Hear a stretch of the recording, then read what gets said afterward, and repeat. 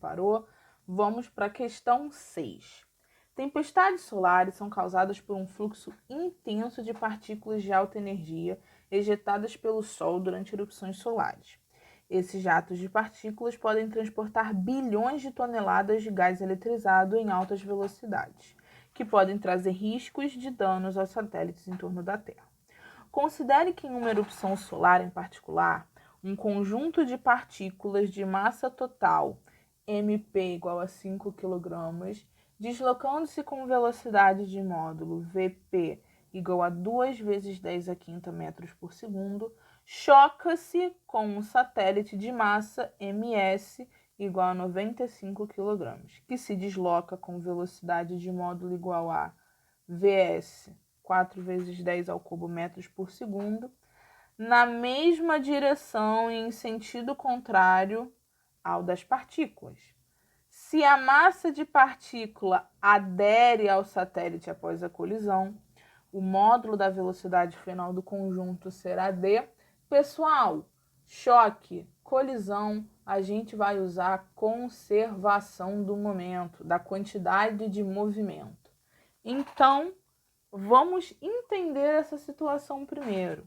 Tenho aqui um conjunto de partículas que estão viajando no espaço com uma velocidade Vp.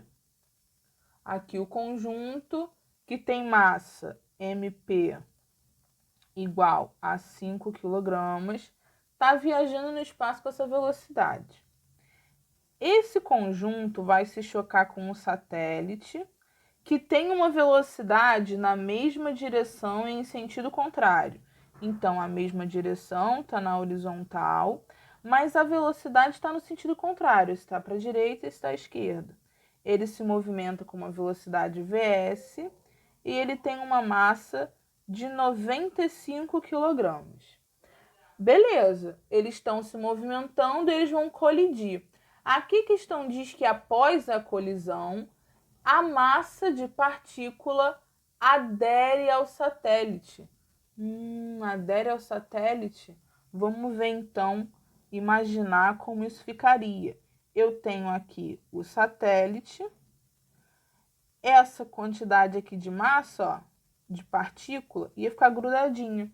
Eles dois no final iam sair com uma certa velocidade e se movimentando juntos. Se eles estão se movimentando juntos, os dois vão ter a mesma velocidade no final. Agora, vamos montar a nossa equação da conservação da quantidade de movimento. A gente sabe que quando a gente conserva a quantidade de movimento, vou colocar aqui nessa folhinha, porque eu acho que vai ficar melhor da gente enxergar. Eu sei que a quantidade de movimento do meu sistema de antes é igual à quantidade de movimento de depois. Quem é o meu sistema? É a partícula, o conjunto de partícula e o satélite.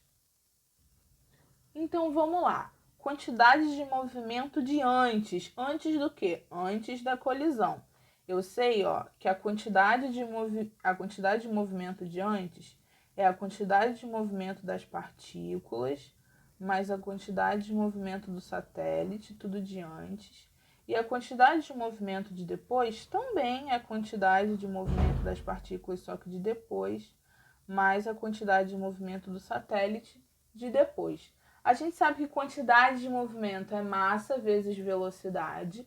Então, aqui vai ser massa vezes a velocidade antes da colisão da partícula, massa vezes a velocidade do satélite antes da colisão, e aqui a mesma coisa para depois. Vamos lá.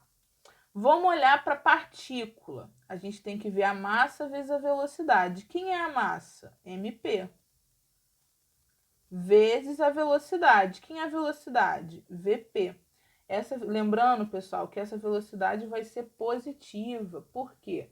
Porque ela está a favor do nosso referencial. Eu falei que ela está a favor do referencial, eu nem mostrei para vocês, nem desenhei o referencial, né?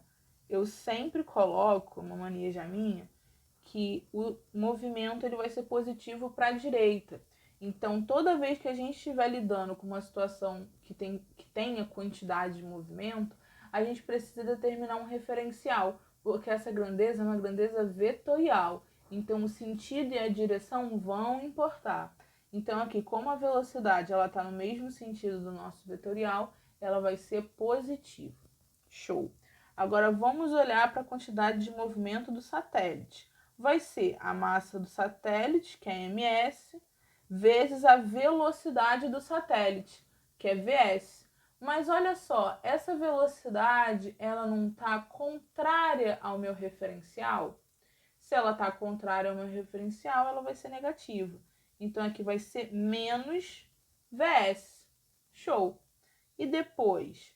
Eu sei que depois a massa da partícula continua a mesma, mas após a colisão, a partícula, o conjunto de partículas, ele se movimenta com essa velocidade velhinha. Então, vou colocar aqui velhinha. Mas qual é a massa do satélite? A massa do satélite continua a mesma, ms. Mas qual é a velocidade do satélite após a colisão? Essa mesma velocidade velhinha. Como eles estão juntos, a velocidade vai ser a mesma no final. Agora vamos substituir os valores. Eu sei que a massa de partículas ela é 5 kg. Então aqui vai ficar 5 vezes a velocidade Vp, que é 2 vezes 10 à quinta, 2 vezes 10 à quinta, mais a massa do satélite, que é 95, vezes menos qual é a velocidade de Vs? 4 vezes 10 ao cubo, igual a massa da partícula continua a mesma, então 5 kg vezes velhinha, mais a massa do satélite, que eu sei que são 95 kg, vezes velhinha, que eu não sei e é justamente o que eu quero descobrir. A partir daqui, pessoal, a gente vai partir mais para a matemática. Então, vamos lá. Quando a gente tem um número que tem uma potência, a gente está numa multiplicação, a gente multiplica os dois números da frente e só repete a potência. A gente viu isso lá no nosso começo das aulas.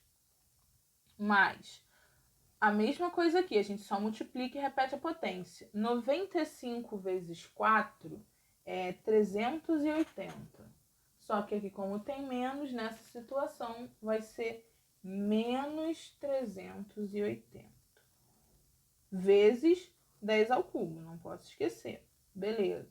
Isso aqui vai ser igual a 5 velhinha mais 95 velhinha. Como eles estão com a mesma letrinha, eu posso somar.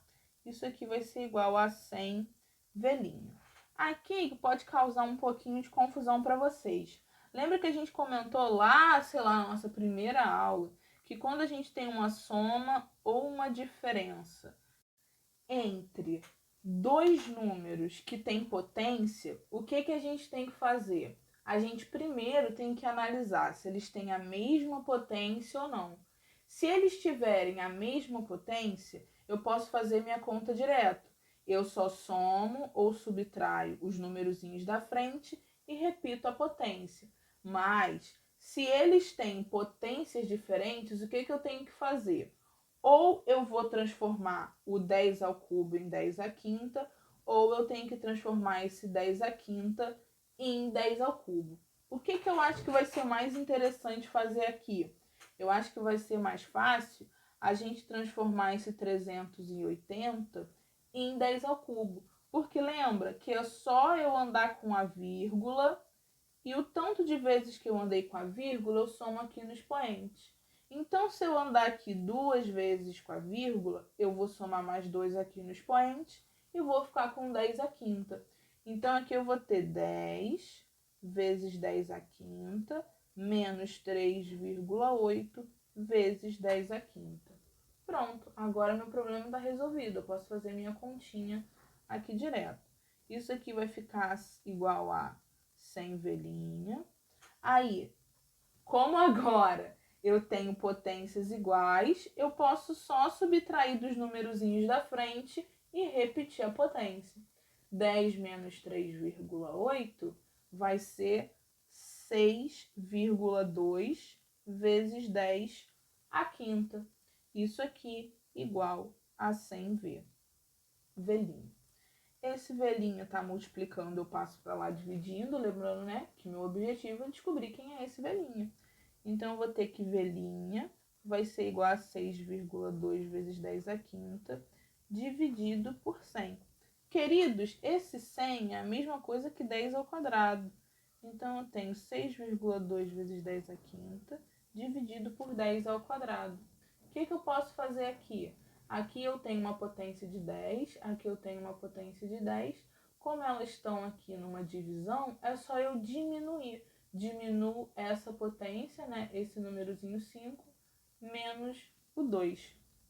Então, isso aqui eu vou ficar 6,2 vezes 10 elevado a 5 menos 2. Isso aqui é por causa da divisão, tá bom, pessoal?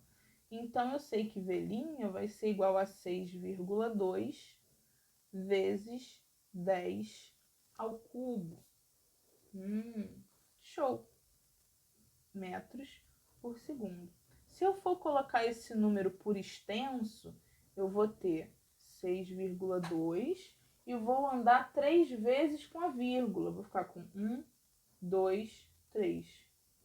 Eu vou ter, então, 6.200 metros por segundo. Caramba, eles saíram com uma velocidade muito alta depois da colisão, né? Vamos ver qual é a alternativa correta. A letra C, 6.200 metros por segundo.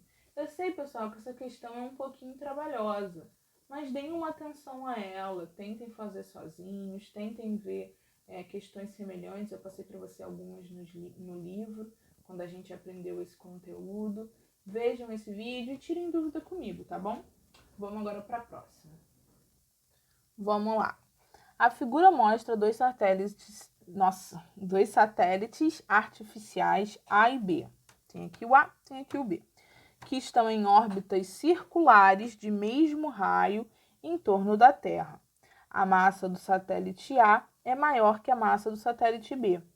Com relação ao módulo das velocidades VA e VB, aos períodos de rotação TA e TB, pode-se afirmar. Primeiro, vamos lá. Como que a gente calcula essa velocidade VA e VB? Como eu tenho aqui dois corpos que estão orbitando a Terra, essa velocidade VA e essa velocidade VB vão ser velocidades, aquelas velocidades orbitais. Como que eu calculo a velocidade orbital? Tenho aqui na minha folhinha, ó. Velocidade orbital, ela vai ser raiz de Gzão, Mzão dividido por R. Quem é esse R? Esse R é justamente esse raio em torno da Terra. Elas têm órbitas que têm a mesma distância ao centro da Terra. Então, olha só, essa velocidade orbital, ela não depende da massa do satélite. Ela depende apenas desse Mzão, que é a massa do astro central, né? É a massa do planeta ou do corpo celeste que o outro corpo está orbitando. Então, aqui no nosso caso, esse Gzão, esse Mzão, seria a massa da Terra.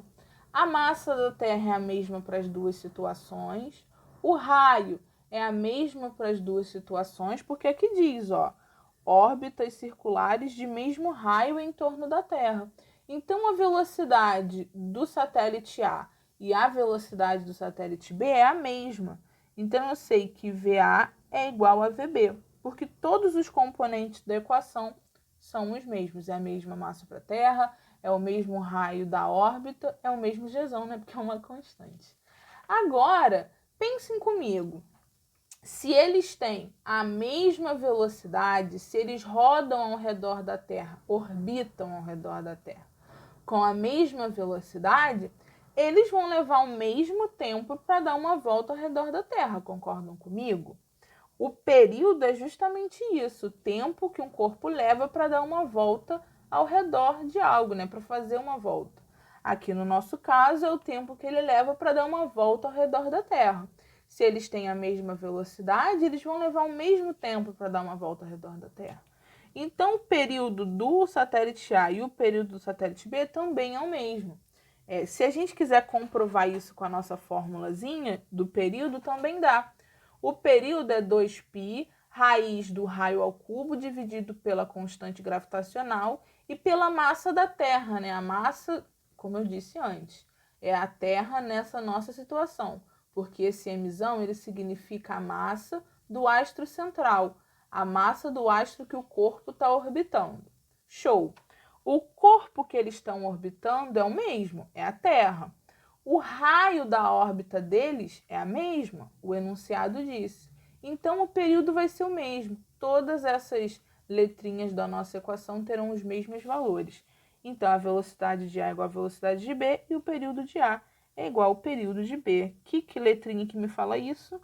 A letra C. Vamos para a próxima.